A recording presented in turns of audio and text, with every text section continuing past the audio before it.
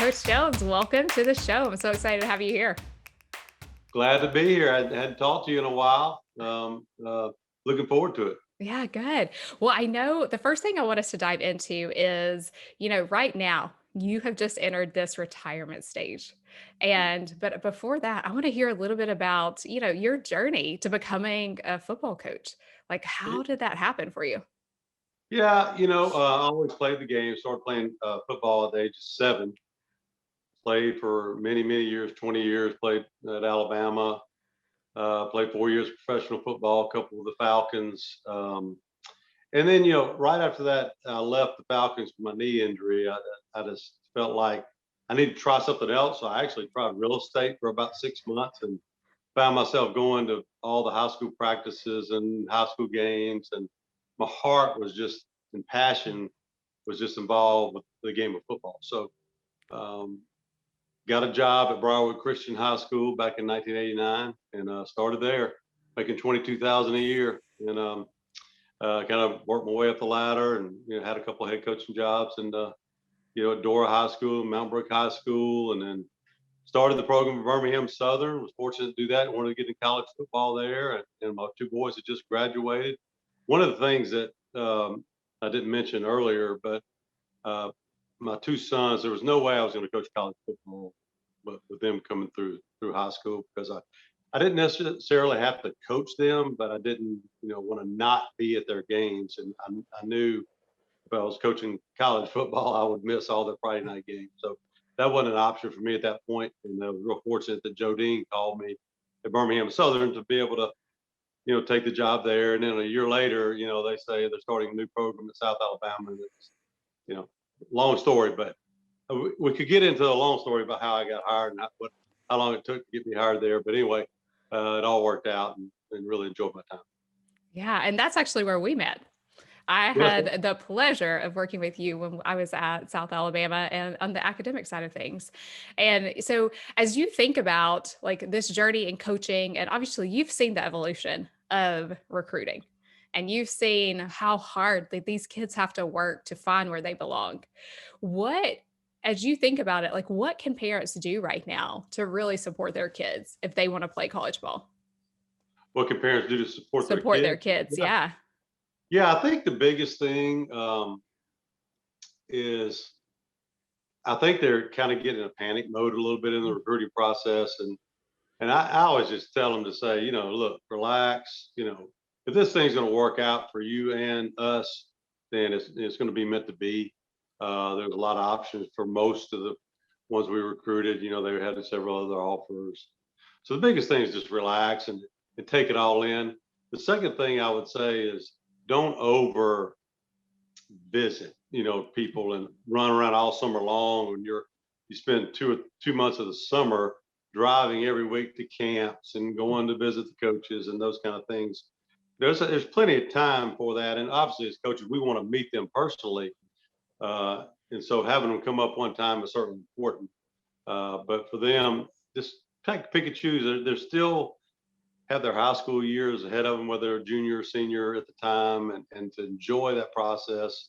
It's all going to work out. You're gonna have a gut feeling where you want to go to school after several months, so you don't have to overdo it. Yeah.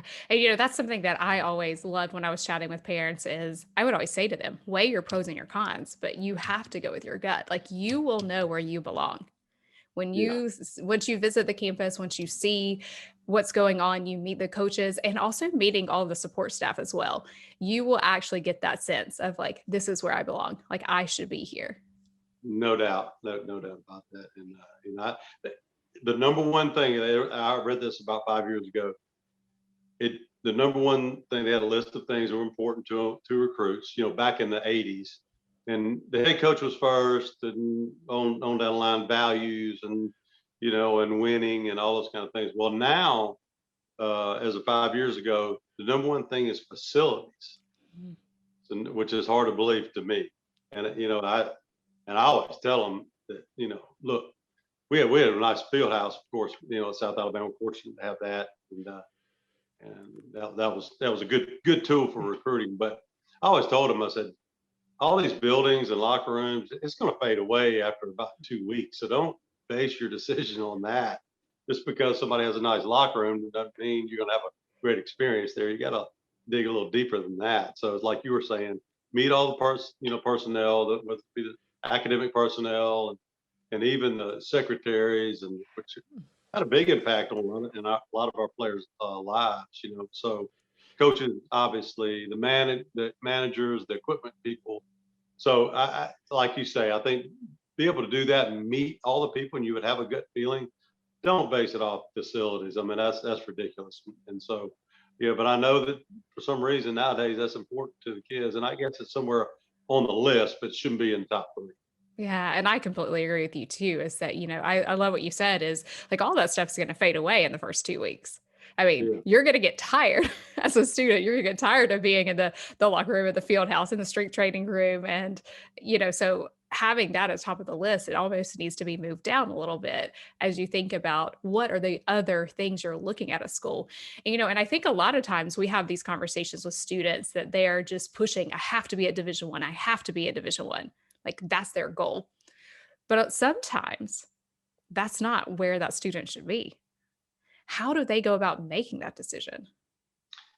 Well, if they're thinking about Division 1 or lower, is that what you mean? Or Yeah, just yeah. So thinking about like there's all these options from Division 1 to Division 2, Division 3, like NAIA and even junior college. So sometimes maybe Division 1 isn't the place for them. well, I would say this.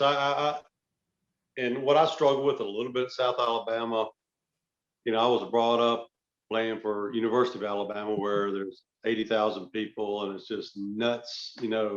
Great atmosphere. Um, Sometimes in the Sun Belt, you didn't get that type of atmosphere, maybe, let's say. So I do understand the electricity of, playing in the SEC or playing for a major Division 1 program.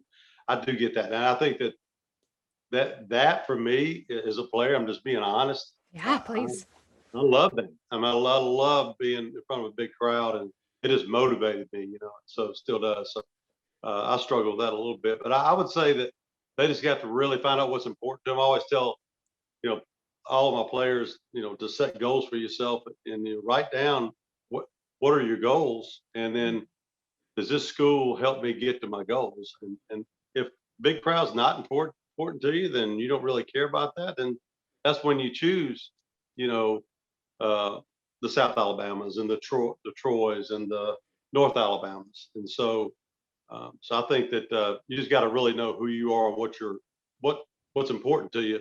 And I think you got to base your decision off what's important to you, not what's important to anybody else. Oh, and I really like that because I think a lot of times students struggle with what is everybody else doing?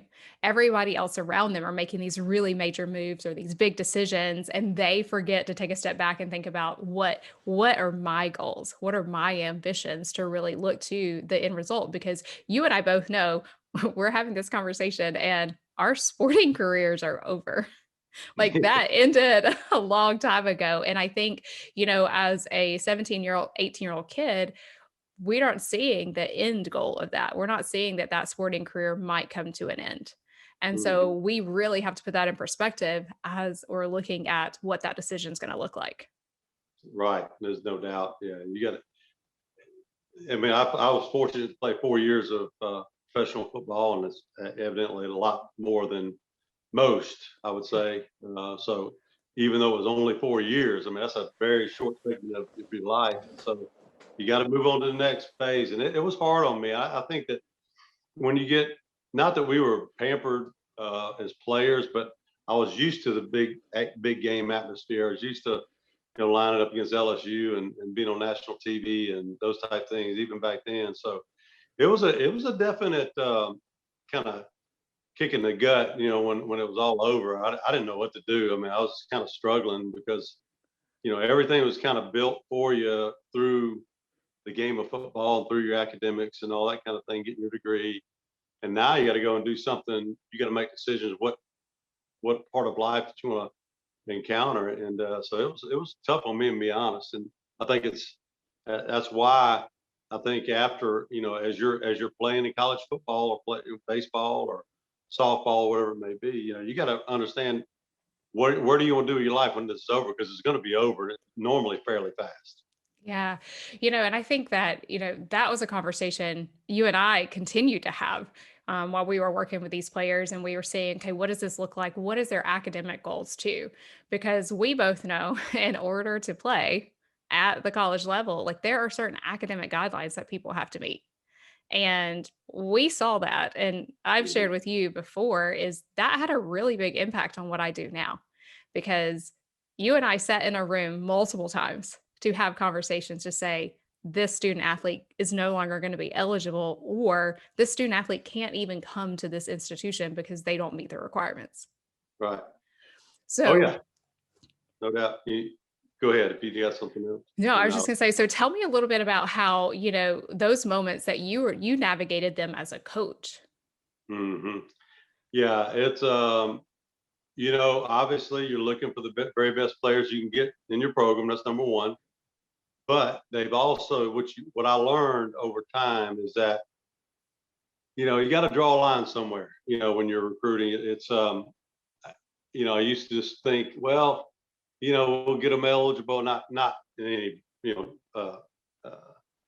cheating way or whatever, but just we can give them the study hall hours. We'll beat it in their head. We'll we'll get them to class and all those kind of things. And but sometimes you got to realize there is a line to be drawn, and I think that the more that I understood that, the better I think I became at recruiting it. As far as sometimes these kids are not far enough along academically, and I don't think it's fair to them to bring them to the University of South Alabama and kind of knowing that they probably couldn't make it, but I was just hoping they would make it. So I changed, after a couple of years and started, kind of doing a little more homework, rather than just looking at their GPA and you know, had calling you and say, "Hey, can we get this guy eligible? What do we got to do? What does he have to take?" And those kind of things. So I started learning that it's just you got to make sure they can do it because at the end of the day, like we talked about,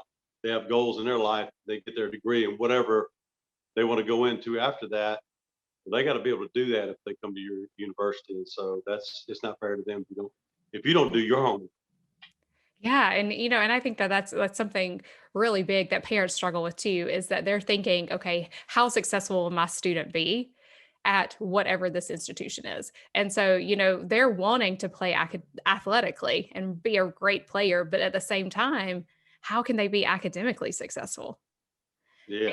And that goes hand in hand because, and you and I've had this conversation multiple times, is that we know when our students are fully focused at practice, they're 100% there. But if they have an exam or a test or something that's happening that's due the next day, they're not going to be 100% focused at practice.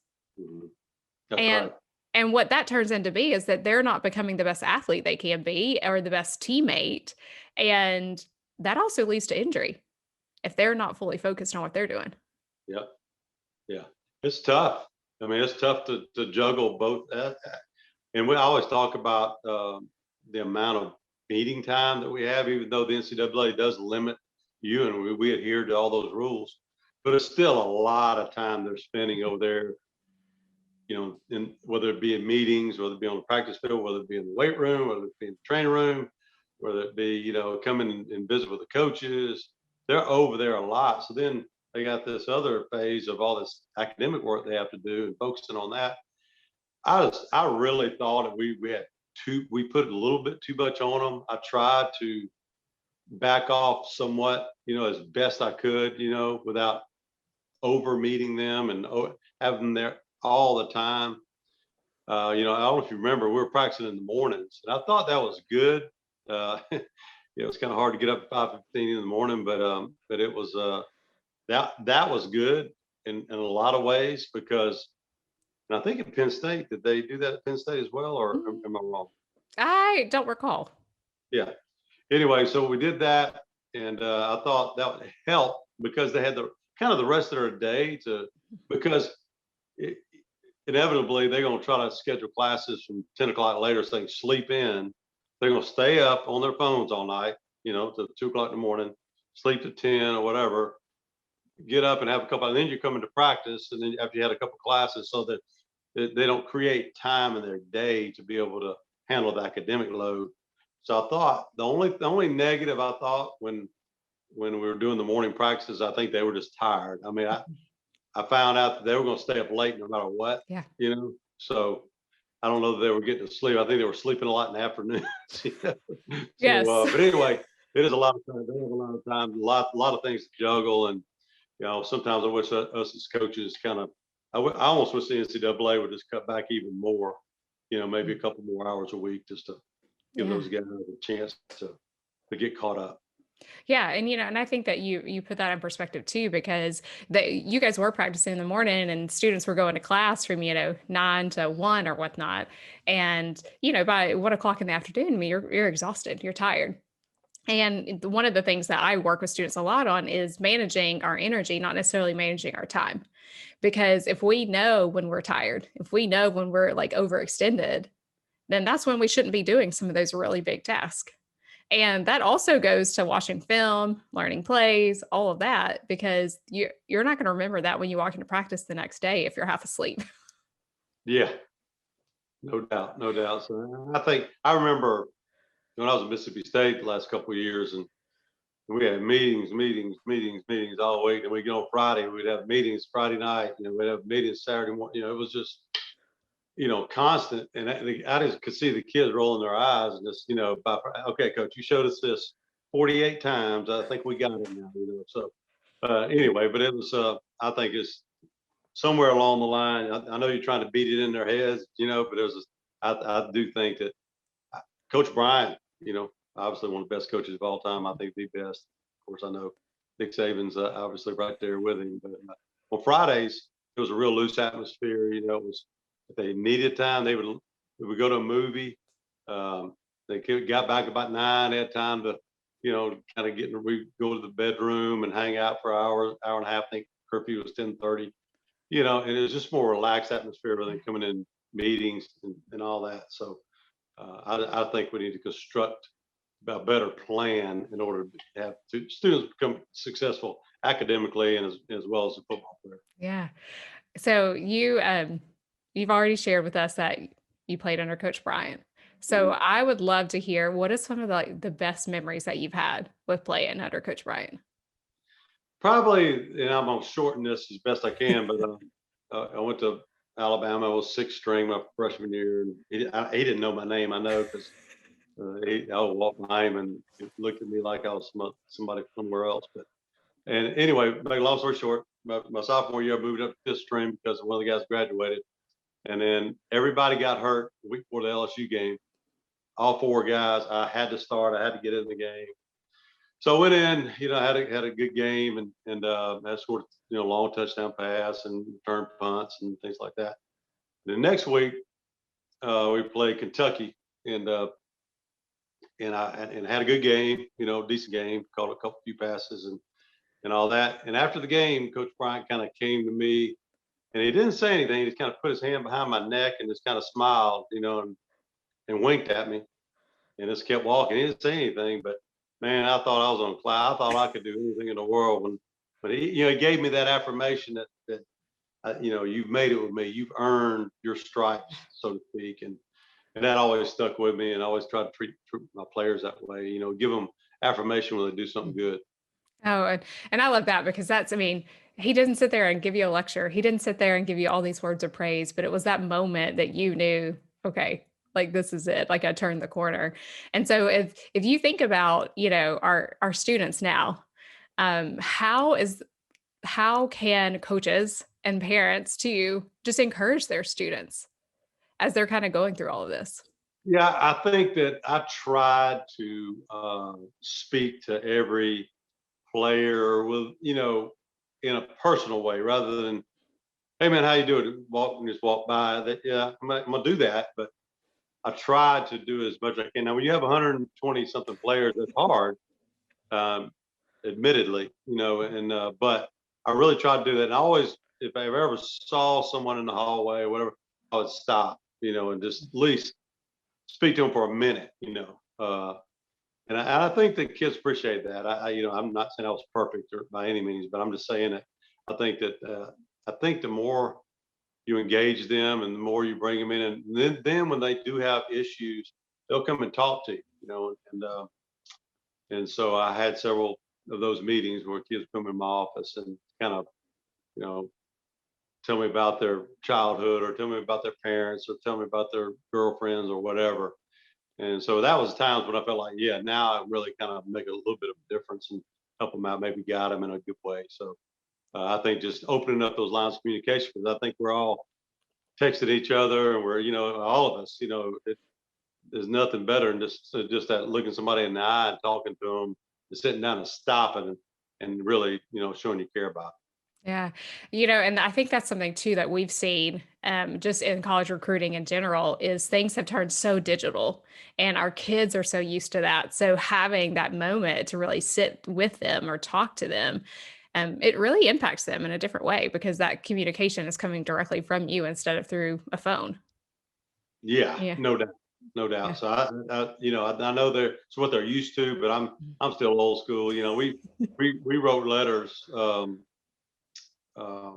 for all those years in South Alabama, rather than handwritten letters. I always heard handwritten letters somebody means more than anything. Matter of fact, my wife when my son Jake was getting recruited, he had the Alabama offer and LSU offer and Vanderbilt. And so, she goes into the process. She goes, he needs to go to Vanderbilt. And I said, what? And I said, Vanderbilt. I said, why? She goes, because those coaches, they wrote handwritten letters to us. So after that, I knew. I said, we need to. And I'd heard that from some other people as well. But because you can touch the parents and you got to, Mhm. find out who the decision maker is in the process. But anyway, yeah, I think the communication, just eye to eye, handwritten letters, some meaningful things, not just a quick text. Yeah. It's just so huge because I think we saw a difference too in our students when we were able to have those conversations with them and taking them from point A to point B and really taking them to the next level. Right. Yeah. So because the podcast is called Confessions from the Sidelines, I would Mhm. love to hear from you. What is your favorite memory of standing on the sidelines? Well, I mean, there's a lot of great ones. I mean, you think back of all the years and all the wins and all the big plays and all the guys kicking last second field goals and whatever it may be. There's so many of them. That's the great thing about coaching at sports, whether it be football, softball, baseball, whatever. I would have to say probably when we beat Mississippi State was probably a memory that I'll never forget. I think most people, that were involved in the program at the time, not just the players, but even the fans. I mean, I still get that a lot. And when I was at Mississippi State, I heard it almost every day. On the negative side that y'all beat us, type thing. But it was kind of I could walk around my chest out and all that. So, but it was a great moment. Our players, I think, never forget it. We had a close call with Tennessee. Almost beat them in 2014. And at South Carolina, we didn't almost beat them, but we had them kind of close in the fourth quarter. So we played a couple of those quote big teams close, and I was just glad we came through and won that one. It was a fun day. Yeah. Oh, yes. I remember that very well. It Mhm. was such a great win. Well, Coach, thank you so much for joining me today and chatting. It was so nice to see you and chat with you.